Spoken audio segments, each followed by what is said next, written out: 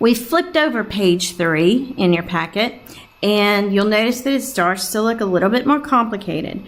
Your strategy will still work. Focus on the denominator first in addition-subtraction problems, and only in addition-subtraction problems. But let's take a look at this. 1 over x minus 7 plus 6 over 2x minus 4. The first step is factor the denominator if you can. Okay, so I can rewrite this as 1 over x minus 7.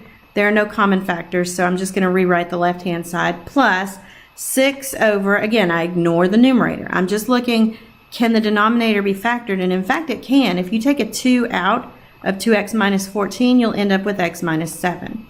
Okay, keep in mind that binomials, trinomials, if they're in a numerator or denominator, there are assumed parentheses around them. And if it helps to write it, go ahead. So now what you're looking for, once it's totally factored on denominators for both, is you're looking for factors that are shared. So I can see the left-hand side has an x minus 7 and the right-hand side has an x minus 7. And then you're looking for factors that are not shared. The right-hand side here has a 2 and the left-hand side does not. If you don't see a shared factor on one of these terms, all you have to do is multiply by a form of 1 fractional, 2 over 2. Now you will notice the left-hand side has a 2. Okay, so it's still going to be equivalent. So it's going to end up being, you now know that your denominator is 2 times the quantity x minus 7. Stop right there. Do not multiply that yet. We're not going to mess with the denominator once we get it common until the very, very end. And then you do the math in the top. So I've got 2 times 1, which is 2, plus 6. Okay, and I'm going to add that. 2 plus 6 is 8, over 2 times the quantity x minus 7.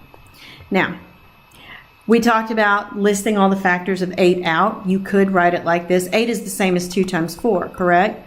Over 2 times the quantity x minus 7. Now you see there is a hidden 1 there, 2 over 2, which is the whole basis for canceling.